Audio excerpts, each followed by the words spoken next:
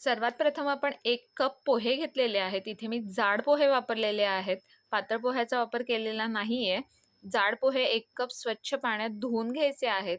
इथे 2 वेळा आपण पाणी चेंज करून घेणार आहोत आणि पोहे स्वच्छ धुवून घेणार आहोत. आता पोह्यातलं सगळं पाणी मी काढून घेतलेलं आहे. आता हातामध्ये थोडंसं पाणी घेऊन आपण या पोह्यावरती अशा पद्धतीने स्प्रेड करायचं आहे आणि हे पोहे 10 ते 15 मिनिटासाठी झाकून ठेवणार आहोत. इथे आपण एक मोठा बटाटा घेतलेला आहे. बटाट्याला उकडून घ्यायचं आहे, त्याचं साल काढून घ्यायचं आहे आणि त्याला आपण हातानेच अशा पद्धतीने स्मॅश करून घेणार आहोत.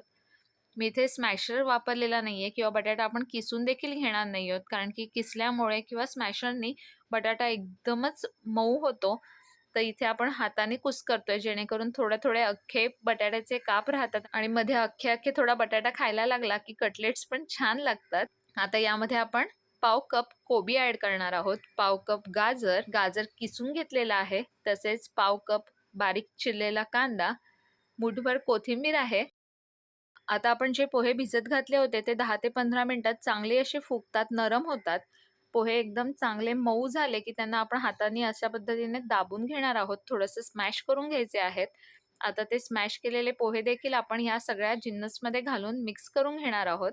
तसेच इथे 1 चमचा लाल तिखट घातलेला आहे, अर्धा चमचा हळद, चवीपुरता मीठ, अर्धा चमचा ऑरेगॅनो म्हणजेच पिझ्झा सीझनिंग, गरम मसाला आहे अर्धा चमचा, चिली फ्लेक्स अर्धा चमचा.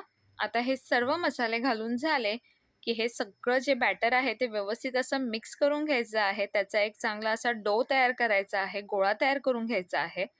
शक्यतो मुलं भाज्या खायला मागत नाहीत, तर तुम्ही अशा पद्धतीने त्यांना भाज्याही खायला घालू शकतात.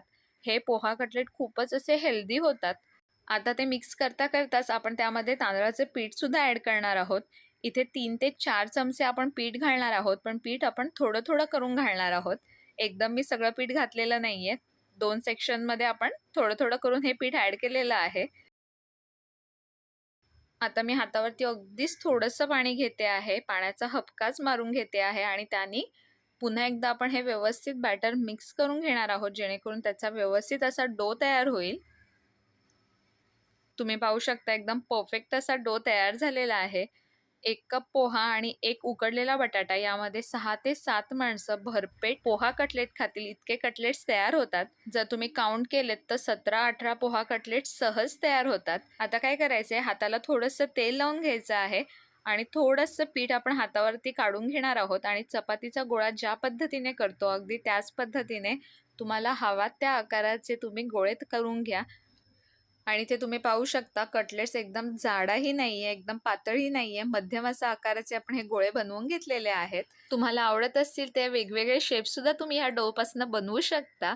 हे कटलेट्स हव्यात त्या शेपमध्ये तुम्ही तयार करू शकता. आता मी तुम्हाला म्हणाले की पोहा कटलेट म्हटले की ब्रेड क्रम्स, कॉर्नफ्लॉरची पेस्ट असं आपण काहीच करणार नाही आहोत. तर हाच आहे तो सिक्रेट इन्ग्रेडियंट्स.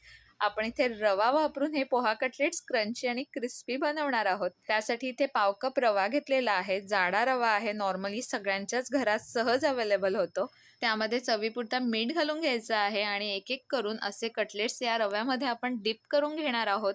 व्यवस्थित असं त्याला रवा लावून घ्यायचा आहे सर्व बाजूनी. अशाच पद्धतीने मी बाकीचे कटलेट सुद्धा रव्यात डिप करून घेणार आहे.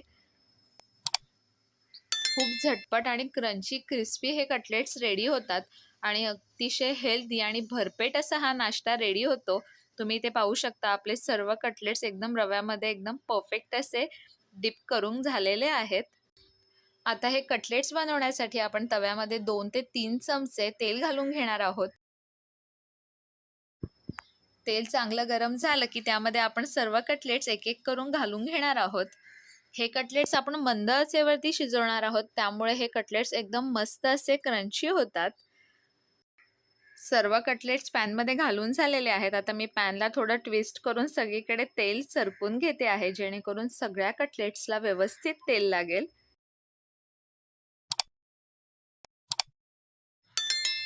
3 ते 4 मिनिटं झाली की आपण हे कटलेट्स उलटून घेणार आहोत. त्याची दुसरी बाजूही अशाच पद्धतीने शेकवून घ्यायची आहे. कटलेट्स मस्त असे क्रंची व्हायला सुरुवात झालेली आहे. आता या गॅस आपण थोडासा मध्यम करणार आहोत आणि हे पुन्हा एकदा कटलेट्स दोन्ही बाजूनी चांगले शेकवून घेणार आहोत. आणि इथे आपले परफेक्ट असे पोह्याचे कटलेट्स खाण्यासाठी रेडी झालेले आहेत. सॉस किंवा चटणी सोबत सर्व करा. कशी वाटली आजची पोह्याची कटलेट्सची रेसिपी नक्की कमेंट करून सांगा. पुन्हा एकदा भेटूया एका नवीन रेसिपी सोबत. तोपर्यंत धन्यवाद.